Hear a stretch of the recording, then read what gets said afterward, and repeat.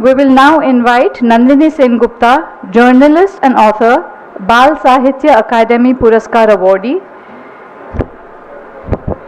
in conversation with Alo about Veeranganas, why they took up arms. Hello and welcome to this session with my friend Nandini.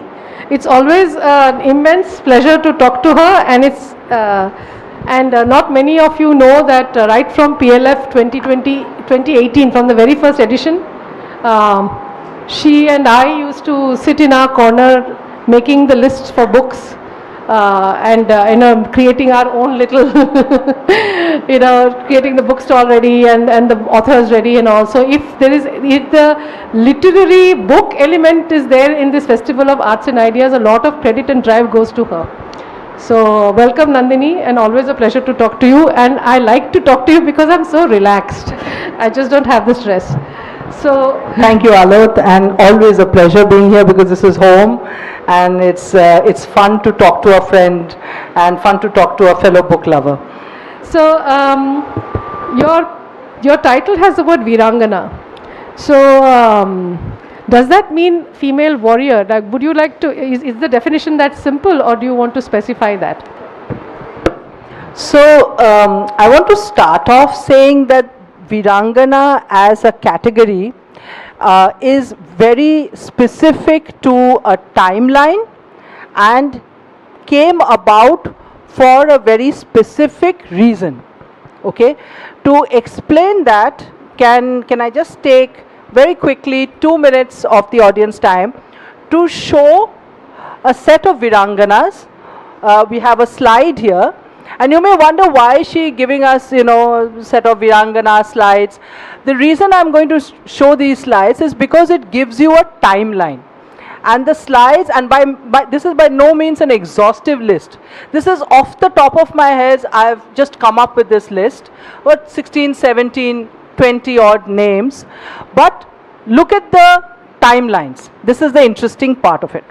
So we start with Surya Devi. Okay, Surya Devi was the daughter of King Dahir, and she is associated with the first Islamic invasion in India, in which the Indian resistance failed. So this is the Battle of Sindh, or the Battle of Accord, and there are 3 women associated with this attack. We've just got Surya Devi's picture here, but there are 3 women who were part of the attack. The first was King Dahir's sister Rani Bai, who went and attacked Muhammad bin Qasim's forces, and when she was defeated, she comes back and immolates herself. This is not sati. She just self-immolates. Then when Sindh falls, Surya Devi and Parmal Devi go and take terrible revenge on Muhammad bin Qasim by using the caliph against him. This is all mentioned in the Chachnama. I'm not making it up. It's like all primary source driven. So this is our first virangana. All right. The timeline, please listen to the timeline. It is late 7th century CE. All right, 671, 70, something like that. Okay. Now let's see when we get the next virangana. The next virangana is Naiki Devi. She is a Chalukya queen. Who does she fight against? She fights against Ghori. This is 12th century, mid 12th century. So between 7th century and 12th century, we don't see any viranganas. Okay, there are none. There are warrior queens. There are very good, capable regents, but we don't see a virangana. Our next virangana is Naiki Devi, the Chalukya princess, takes on Ghori, wins, and that is mid 12th century. Let's see when the next virangana comes.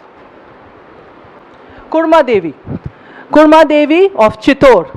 She is the wife of Samar Singh. This is again 12th century.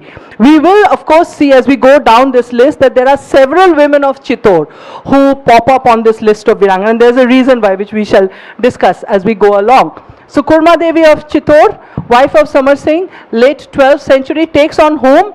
Kutubuddin Aibak. Okay, let's see who's next. Rudrama Devi. She is a Deccani queen, that is 13th century. Then Tarabai Solanki, we don't have a picture here. Tarabai Solanki, who's the wife of Prithviraj Sisodia. This is late 15th century. Alright, she fought against the Afghans and won, by the way. Johar Bai, we've all heard of Rana Sanga. We don't hear that much about his widow, Johar Bai, who went and fought against Bahadur Shah of Gujarat. Alright? Next, my favorite, Rani Durgavati. Gond Queen Rani Durgavati fought and gave her life in her fight against Akbar, 16th century. Now suddenly in 16th century, so you remember between 7th century and 12th century there are no Viranganas. 12th century we have some, 13th century we have some, then look at what happens in the 16th century. There's Rani Durgavati, there is Johar Bai, there is Chand Bibi, who by the way is a Muslim Virangana. Again, fought against whom? Our dear Jalal, Mr. Akbar. Okay, let's see another one. Rani Bhavashankari or Bhuri Shrestha, again 16th century, fought against the Afghans, and she fought so well that Man Singh, who was Akbar's general, called her Rai Baghini, Royal Bengal Tigress. We don't hear about her also. Abakka Chauta, 16th century. Suddenly 16th century you see a proliferation of Viranganas happening. Alright. Then we have Rani Karnavati of Garhwal, who gave Shah Jahan a bare-knuckled response when he tried to take over her kingdom. So this is 17th century. Then of course you have Rani Tarabai Bhosle, the Maratha queen who was responsible for defeating Aurangzeb, bringing to an end his 25-year-old battle against the Marathas. Tarabai Bhosle. Then we jump a little bit, another 50-60 years. 1857 we see Manikarnika Rani Lakshmi Bai of Jhansi. Alongside her, lesser known, is another Muslim Virangana. Her name is Begum Hazrat Mahal. Alright? Hazrat Mahal. She was very much part of the 1857 uprising. Nobody knows about her. And then of course we come to India's freedom struggle, all the Viranganas who were part of that. I'm just randomly mentioning couple of names. There are so many, it'll take us entire days, to talk about them. But people like Pritilata Vadedar, people like Matungini Hazra, all the women who were part of the Chittagong Armory raid, people like Captain Lakshmi Sehgal, who was part of Netaji's INA. All of these Viranganas are following that same tradition. We are stopping at 1947 because, for the sake of sanity, otherwise we can continue because the Virangana tradition is by no means over. But the point I'm trying to make is between 1247 and 1947, 1147 and 1947, 800 years, we suddenly have a profusion of Viranganas. So the Virangana concept is specific to the medieval era in India. And there is a reason for that, and which we shall discuss. So you see, I know many of you are saying, no, but Kaikeyi was with Dasharath in the battle, and what about Chitrangada, and what about the other, we've just spoken about the epics. Now, what is it that distinguishes your definition, this definition of the Virangana, with warriors female? There is a distinction. So the female warrior tradition in India is very, very old. You've just mentioned Kaikeyi, but there are so many others. There's Chitrangada, who actually defeats Arjuna. There is Ulupi, there is Avishi, who's mentioned in the Rig Veda. There is of course Kaikeyi, there's Satyabhama in the Narakasur episode, and so on. So it's a very established tradition, but also there is, apart from the warrior queens themselves, there is this concept of righteous rage. You have that, you can see Kannagi, for instance. The rage is so powerful that it can bring down and make a change in the established political order. So you have Kannagi, you have Draupadi, both of them, exemplify righteous rage. But that's not a Virangana. A Virangana is a symbol of resistance. A warrior queen is somebody who goes and fights for whatever reasons. It can be a political reason, it can be a romantic reason, it can be a spiritual reason, moral, ethical reason. But a virangana is a person who fights for her dharma when her dharma is under attack. It's a very different, it's an incipient segment. You don't see that in ancient India because there was no attack on the dharma. You see, the attack on the dharma starts with the battle of Accord, starts with the battle of Sindh. And at that point, when our life, way of life, our faith was under attack from a foreign force, invading force, that's when the virangana comes to the fore. So you must make the distinction between invader and invader. So between the fall of the Mauryans and the rise of the Guptas, you know that we were invaded. The Shakas came, the Huns came, I'm forgetting one, the Kushans. They ruled us, and they all entered with bloodshed. Yes. But all of them ultimately, if you see down history, they all became us. Today you don't know someone, a Shaka from a Hun, from me, you know. But the tradition that she's trying to point out to you happened specifically when our way of life was attacked. So that is the distinction you have to make between invader and invader, when our way of life is not attacked but ultimately adapted by the invader. So when you're talking about the viranganas, when you define them, were queens, did queens have the legitimate automatic right to rule? Was it often that they were viranganas in a status of being regent queen? What is that status? Can you just elaborate a little bit on that? So, you know, so it's very interesting because ancient India had this entire concept of women rulers. Of course, it's not just ancient India, you see them elsewhere as well. I can cite off the top of my head, again this is not an exhaustive list, but off the top of my head I can cite 3 examples. One is Boudica, she is a British warrior queen. The other is Zenobia, she is of Palmyra, she is from Syria. And the third I can think of is Tomyris, she is right now what is called Uzbekistan. So you have a tradition of warrior queens in India and elsewhere in the world as well, alright. But the interesting thing in India is that as far back as Megasthenes' Indica, there is a reference there where he talks about a Pandyan queen who is ruling as a regent in the Malabar coast. Alright, Arthashastra also talks about a queen regent as an acceptable political entity. So when a queen is ruling in lieu of her husband or her son, that is an accepted political position right from the time of ancient India. That's the point I'm trying to make. Right from the time of the Mauryas, we know for a fact that is accepted. And we see many such regent queens in ancient India. We obviously the example that immediately comes to mind is Prabhavati Gupta. Prabhavati Gupta is Chandragupta Vikramaditya's daughter. She was a Vakataka queen. She ruled for about 20 years as a regent, and she was a spectacularly successful queen. There are others as well. There are 2 queens in Kashmir. There's a queen called Sugandha. There is a more well-known queen called Didda. They are also, you know, regent queens who had very long careers as legitimate rulers. Fine. But the point I'm trying to make here is that the idea of a legitimate ruler protecting her kingdom is not a virangana. That is not a virangana, because when a queen is protecting her kingdom from whatever forces that is attacking her, that she is only doing her dharma. A virangana is not necessarily the person who is responsible for the protection of the kingdom. Like Rani Bai, she was King Dahe's sister, right? Surya and Palmal Devi, they were King Dahe's daughters. Very often it is the widow or the sister or the daughter who are not necessarily the people immediately responsible for the security of the kingdom, who are taking upon themselves the responsibility of fighting an invading force that they think represents adharma. That's the difference I'm trying to make here.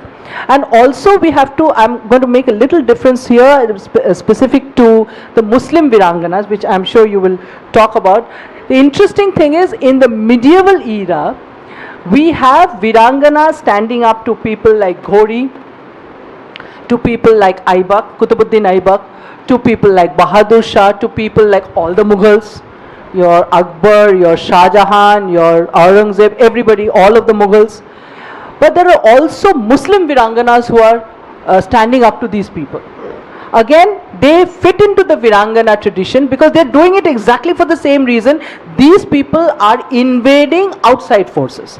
And we see that same tradition continuing when the British come to India. Again, we have both Hindu and Muslim viranganas taking up arms against what they think as an outside invading force, rather than internecine troubles. So you mentioned Dahir Shah, you mentioned his wife, you mentioned his daughters.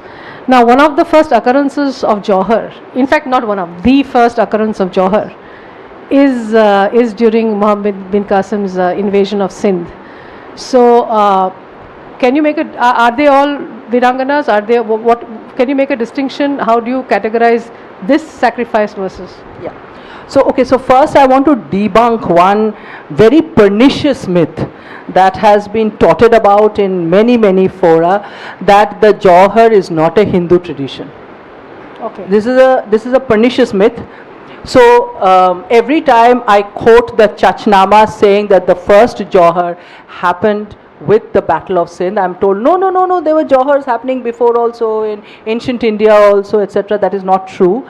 There is a mention of, and I am going to just take 2 seconds to explain this. There is a mention of a particular hill tribe, northwestern India hill tribe, attacked by Alexander's Macedonians, okay, who set fire to their own village.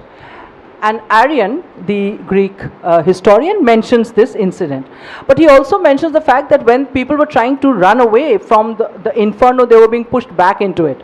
That is not voluntary sacrifice, that's mass murder. So that's not a johar by any stretch of the imagination. The second example is the one that is trotted out by Mughal lovers, that Jahangir in his memoirs talks about one particular nobleman of his who, when he went out to battle, said that if I don't come back, please kill all the women in my harem who have accompanied me to the battlefield. Again, there is no, this is not a voluntary sacrifice. This is murder. If I die, kill all the women, right? The johar element is also not just sacrifice of women. It is connected with a blood oath taken by men. So there is a shaka johar. And that is specifically Hindu, and that is specifically connected to the viranganas. You will see the number of viranganas that I just showed you on the slides, how many of them were either part of a johar or sacrificed themselves or immolated themselves. Right? Rani Bai immolated herself, Jawahar Devi immolated herself, Durgavati killed herself, there was a johar in Chauragat, there was a johar in Sindh. So, the concept of sacrificing for the sake of dharma goes hand in hand with the concept of the virangana. And that is why you see so many cases of sacrifice, voluntary sacrifice, which are associated with the virangana stories. So here I want to bring in a particular sentiment or a particular value system. Like for instance, since we have also discussed Durgavati previously, it's not that kings don't lose with kings. True. So why is it that when you've mentioned several immolations, Durgavati actually was struck by an arrow and she knew she was going to, if she did not die, she did not kill herself, she will be taken by Asaf Khan. Now there is a certain element of self-respect that plays in the minds of these sacrifices. So you have to make the distinction too. Can you bring that in? Yeah. So I'll give Durgavati's example because she's so close to my heart. Now Durgavati, when she sees that the battle has turned against her, the final moments, she has been struck by an arrow on her temple, she has been struck by an arrow on her neck, she's pulled it out, she's bleeding. Her elephant is very badly injured. She knows she's not going to be able to make it out of the battlefield alive. At that point, she tells her Mahut, the person, the elephant person, saying that, can you please kill me? Because I will not be captured alive. And the phrase that she uses is death before dishonor. Now, who quotes this? How do we know that she said this? This is quoted by none other than her enemy's hagiographer, Abul Fazl. Akbar's general Asaf Khan was the person she was fighting, and it is Abul Fazl who is documenting this in the Akbarnama, that she said, I believe in death before dishonor. And contemporary Sanskrit as well as Gond folk tales tell us why. That she was scared that her body would be desecrated. So she wants to die before she can be captured. And when she dies, Gonds believe that when she dies and the elephant also comes down, he covers her with his own body. So this element of death before dishonor is very intrinsic to the Virangana. You see how many of the Viranganas give up their lives.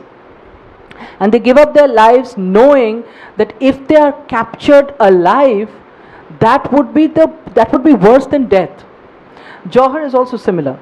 So the sentiment, I would say, between the women who are jumping into the Johar fire and the women who are going out to fight an adharmic enemy is exactly the same. So here I would like to just take 2 minutes of your session time to tell you my little journey in trying to understand this dishonor bit, because I thought I used to be a different kind of a feminist some time back, and I used to think, why Johar? I mean, go out and fight, take a dagger, plunge it in the hearts of a few enemies, and then, go down fighting. It never struck me, and that is again the fallacy of our textbooks or whatever, our faulty notion, is that why will they kill you? They will not kill you, they will capture you, they will make you a slave, they will make you a sex slave. And that's the reason why you'd rather die. There is no valor in actually going, because they're not going to kill you. You might think that I will die to my death, I will kill to my death, but I will not, and jumping in the fire is defeatist. No, they will not kill you, they will capture you and they will use you as a sex slave, because that is what is ordained in their, dictates. So that is when it struck me that no, it is actually not an act of cowardice, because somewhere we come up with this notion that why fire? Like, why did you die? Why couldn't you go down fighting? So you should also look at the price of slaves.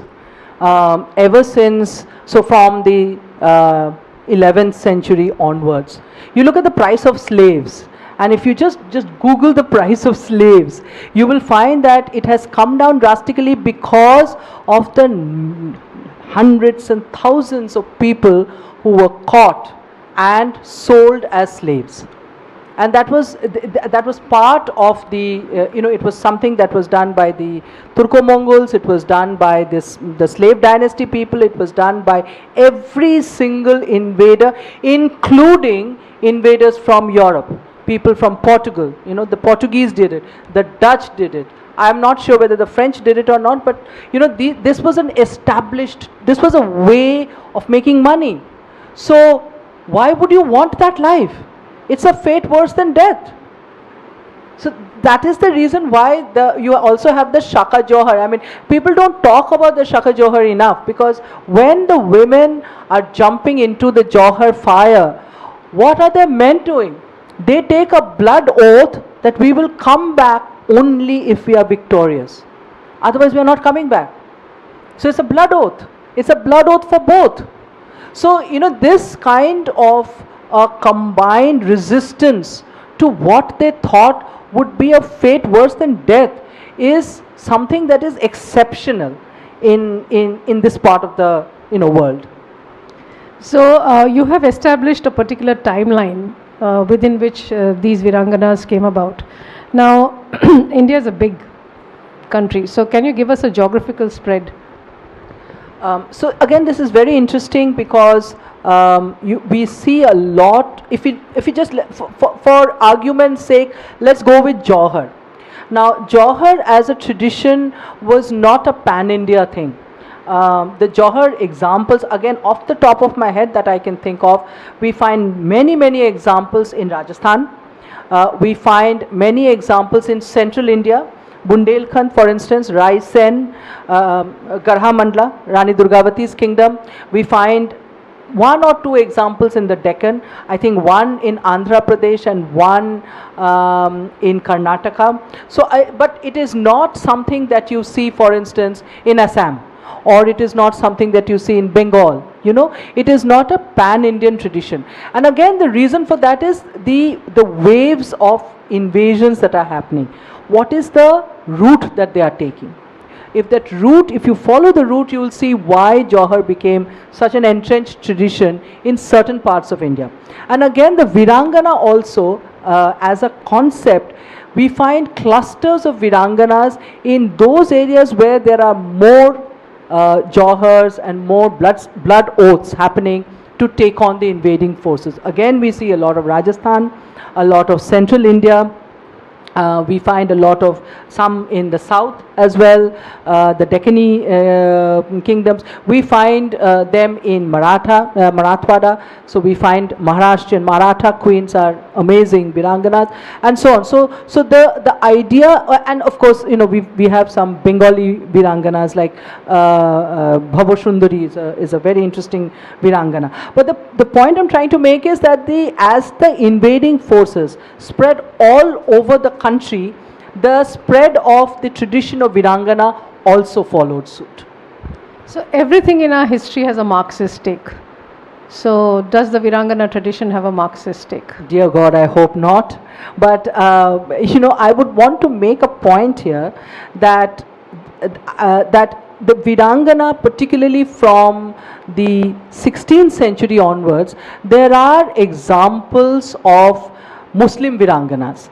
Okay, we find Hazrat Mahal, for instance, who was a very, very important part of the 1857 uprising. She is definitely a virangana. I mean, thanks to Satyajit Ray, and I love him, but thanks to his, you know, Shatranj Ki Khilari, we all wax eloquent about Wajid Ali Shah, but nobody remembers Hazrat Mahal and a brilliant role in the uprising of 1857. Similarly, you have somebody like Chand Bibi, who was a thorn in Akbar's side till she died fighting him.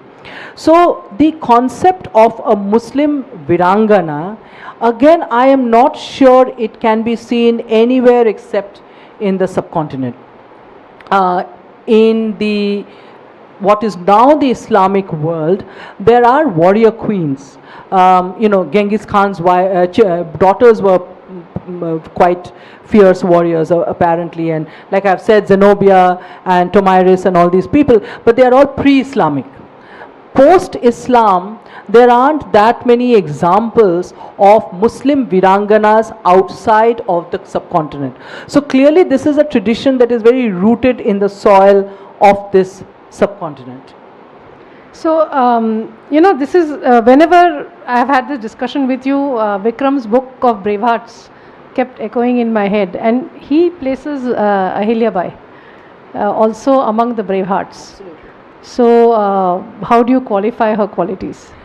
So Ahilyabai, I would definitely call her a Braveheart because of her incredible contribution to temple building and to resurrecting our sacred places. And it is interesting that you mentioned Ahilyabai because many of the viranganas I'm talking about also have the dual role. So they have a secular duty and they have a sacred duty. Rani Durgavati is a case in point. She is associated with resurrecting and building many temples. And similarly, Maratha Queen Maharani Tarabai, she is another example. There are other examples as well. Rani Bhavasundari of Bhurishrestha is known for her temple endowments and so on. So virangana, the role of a virangana is twofold. On the one hand, they will pick up arms and fight against an adharmic enemy. On the other hand, they will establish the dharmic footprint through their sacred duties. So, that is a very good point you made about establishing dharmic rule. But we also have seen that this is also the period where you had proliferation of, like your society became plural. So, in terms of their administrative skills, say, let's take the example again of Rani Durgavati. Was there anything in her administrative policies that was secular? Yes, she was actually, because Rani Durgavati, for instance, employed so many Afghan generals who started out, Miana Afghan generals who started out being her enemies, and then later on joined her as key generals, and every single one of them gave their lives for her. So the idea of secular footprint of these Ranis is something that we need to look at. Even in the Maratha forces by the 17th century, there were Muslim generals who fought and so on. So the use of the secular idea for political reasons is something that many viranganas did with aplomb.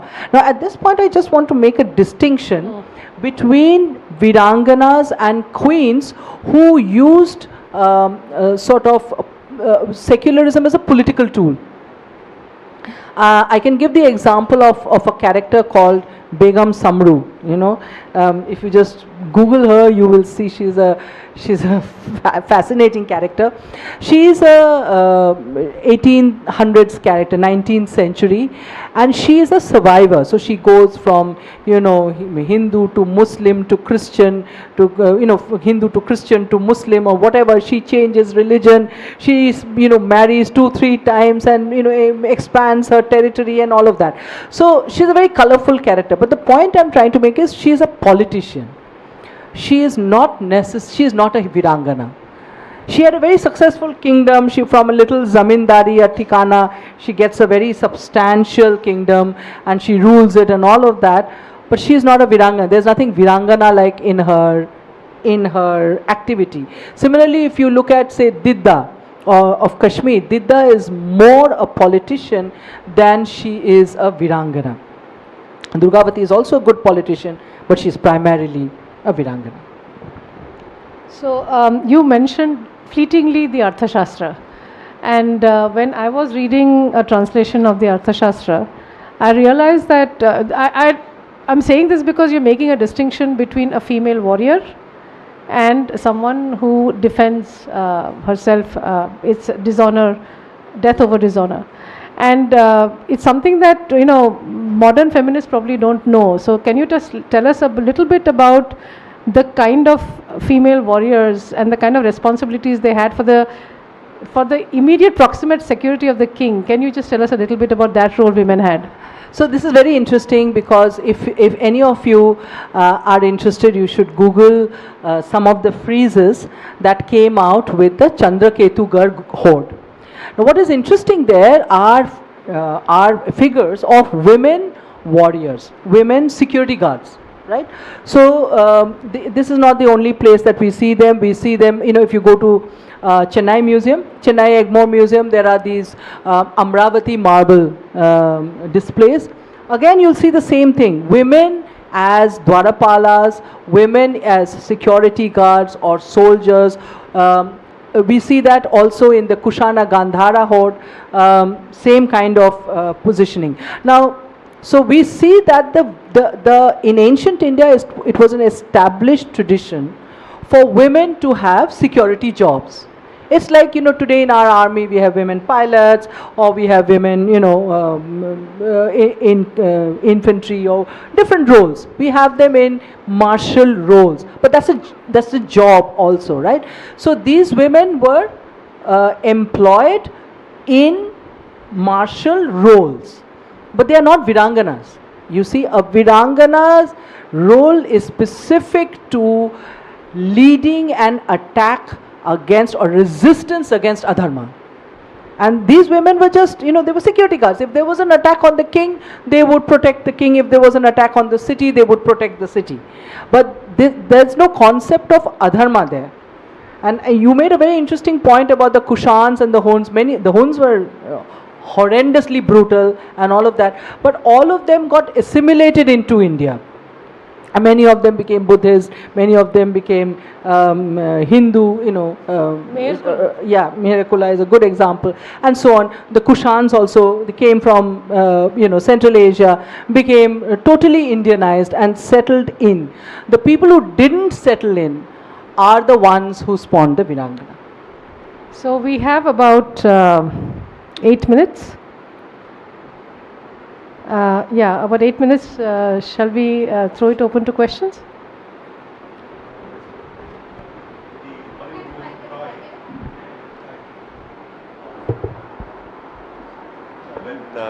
Helen of Troy's, Helen is taken away by Paris. So King Agamemnon amasses a large army to attack Troy. So at the end we have Hector's wife lamenting just when the movie ends. Hector's wife lamenting her future.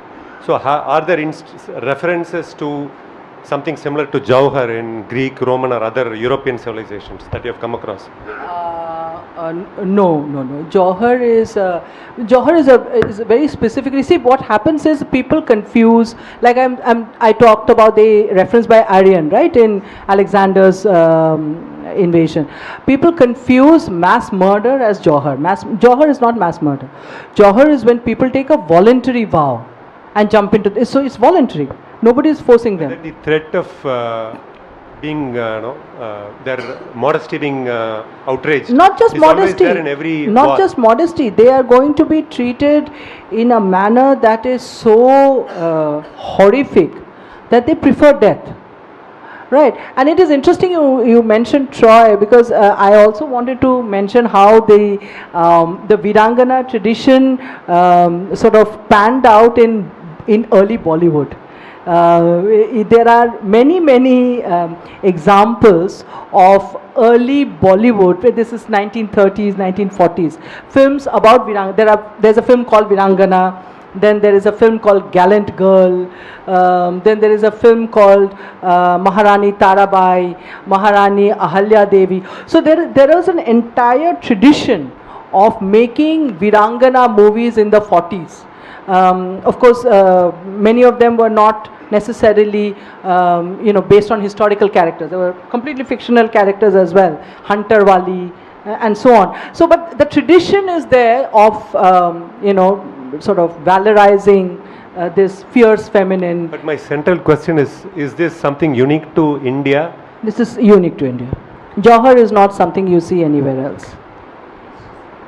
Why is that? So one of the reason I understood, you correct me if I am wrong, why the Rajput women chose to that kind of very unpleasant death, and that too not dying by poison, mutilating body by burning.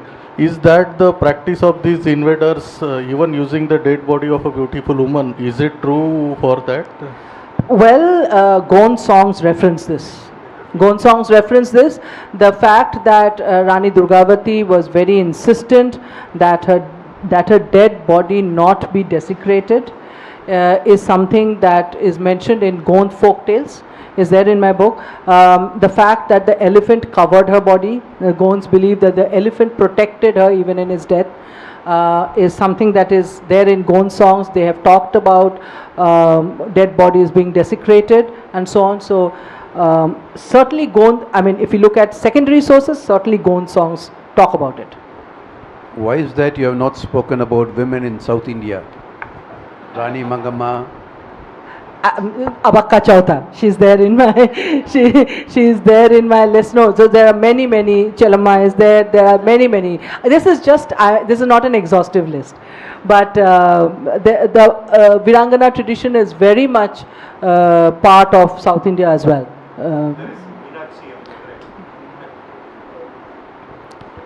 I have a very strange question. Maybe it doesn't concern the concept of sati.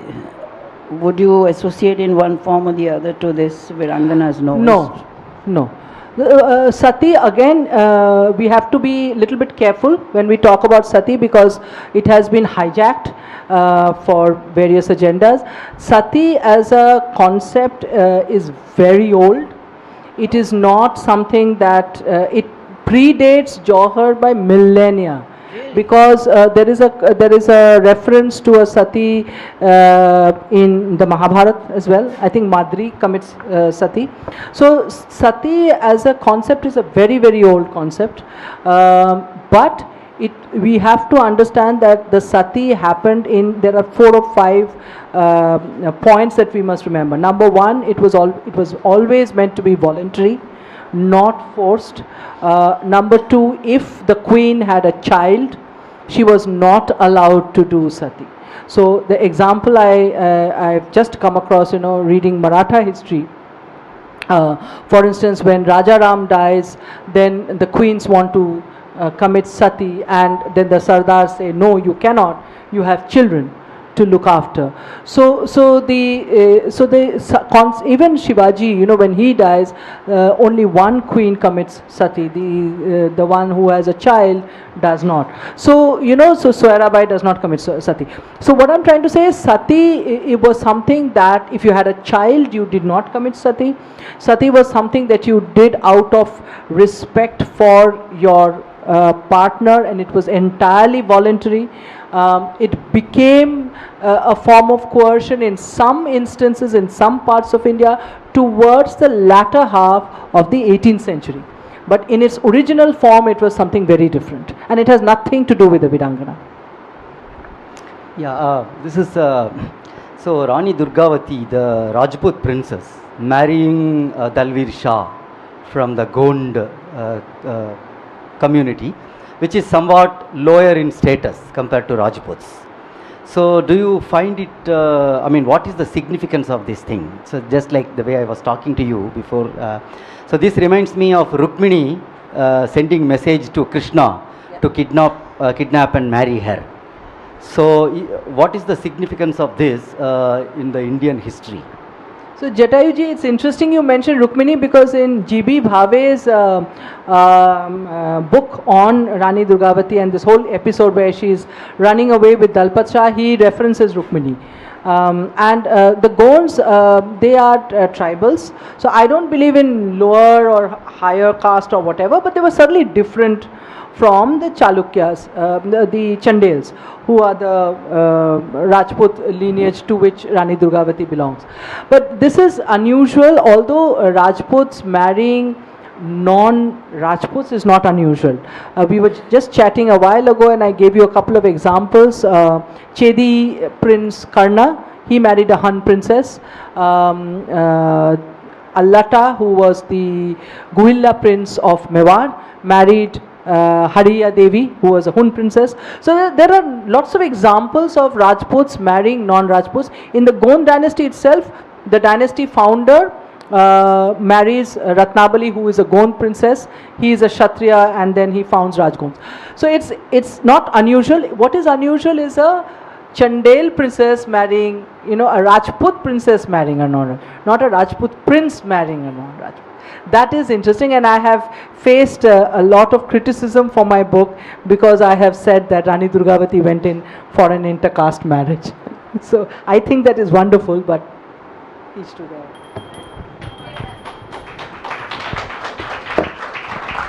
Thank you. Nandini has written another book, which is also there here. So I've written a book for children called The Blue Horse and Other Amazing Animals from Indian History. It's here on display. I'm very happy to see it. Yet another day, when I was having a conversation with her on her book on Rani Durgavati, comes in a phone call that she has won the Bal Sahitya Academy Award for it. So please take it.